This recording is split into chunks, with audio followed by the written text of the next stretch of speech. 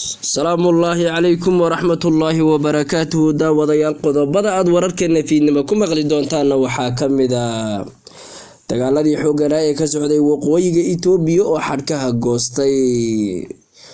sidoo kale dagaalo xooggan ayaa waxaa laga soo sheegay gobolka Wollo oo gacmaha la iskula tagay. madaxweynaha gobolka Axmarada ayaa wuxuu sheegay in laga bedelo dagaalka qaybta dawladda iyo qaybta TPLF oo loo bedelo dagaal shacbi.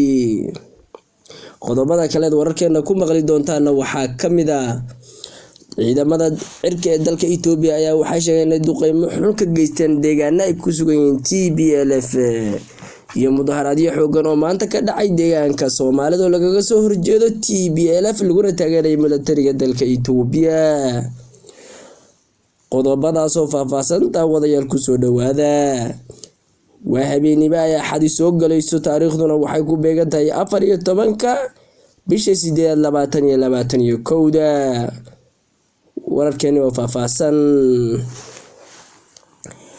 gobolka Wollo ee waqooyiga gobolka Axmarada ayaa waxaa la sheegayaa inay maanta ka dhaceen dagaalo xooggan oo u dhaxeeyay ciidamada TPLF iyo huwanta dawladda federaalka hogaamiso.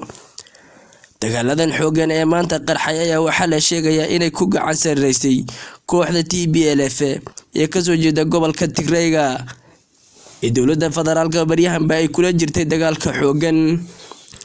kooxdan Tigreega oo koox ku caan baxday dagaalada gaadmada iyo barogbugaandada ayaa waxaa la sheegayaa inay maanta deegaano ballaaran ka qabsatay gobolka Axmarada. ciidamada TPLF ayaa waxaa la sheegay inay maanta gaadmo ay ku qaadeen ciidamada Axmarada ee loo yaqaan Liyu booliska ay halkaas ka geysteen xasuuq ba'an.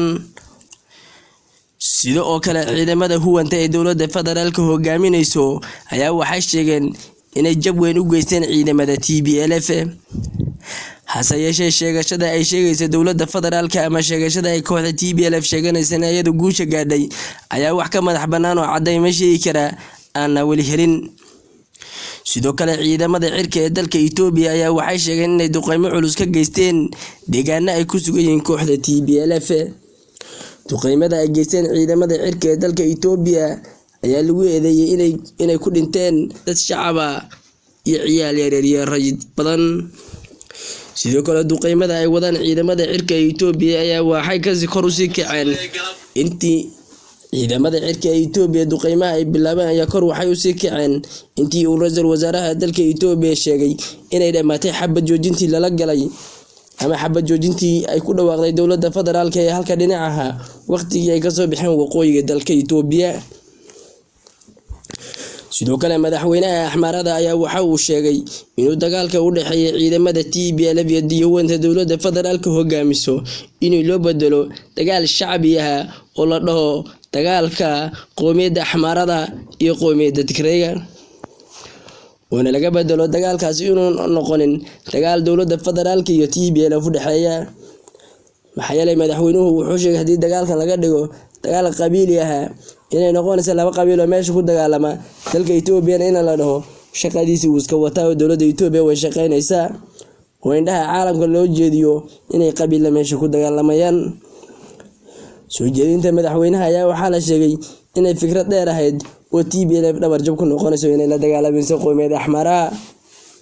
sidoo kale madaxweynaha dawladda deegaanka Soomaalida ee Itoobiya ayaa maanta mudaharaadyo waaweyn oo lagu soo qaban qaabiyay.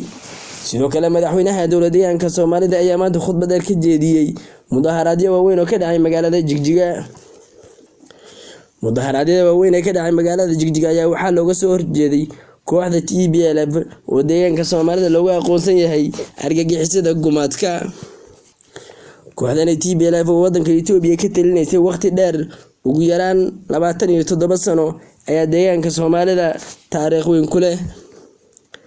taariikhda weyn ee dawladda deegaanka Soomaalida ku leeyahay TPLF ayaa waxaa kamid inay jeelal caan sida jeel ogaadeen jeelka dhexe magaalada Jigjiga ay xasuuqyo badan ka geysteen. shacbiga dawladda deegaanka Soomaalida ee Itoobiya hadii la dhaho maanta TPLF ayaa soo noqonaysa xuquuqda dalka qabanaysa ama cid ayada ka amar qaadati iyo cid ayaga kamid ayaa Jigjiga ka talinaysa ay xusuustu aad u badanaysa. maxaa yeelay TPLF deegaanka Soomaalida xasuuq ay ka geysatay caalamka oo dhan ayaa aqoonsan. hase yeeshee shacabka Soomaalida sida ay maanta sheegeen ama shucuurtooda iyo dareenkooda laga dhadhansanayay ayaa mid ay marna ay aqbali doonaan ahayn inay TPLF si xukunto. sidoo kale deegaanka Soomaalida waxaa ka jira xisbiya mucaarad oo fara badan oo TPLF xiriir ayna ka dhaxaynin ilaa dagaal waxaan ka ahayn. intan iyo kulanti dambe